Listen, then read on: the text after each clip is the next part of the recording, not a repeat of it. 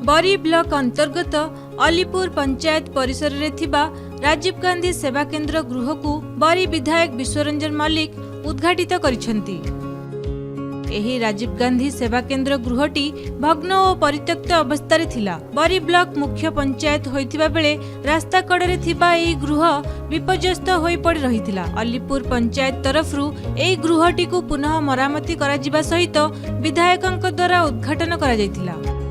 एही उद्घाटन उत्सव में बरी ब्लॉक बीजेडी सभापति केदार सामल, जिला परिषद अशोक कुमार सामल, दिलीप महांती, संतोष कुमार सामल, सरपंच मधुस्मिता बेहेरा समेत पंचायत जनसाधारण माने उपस्थित थिले।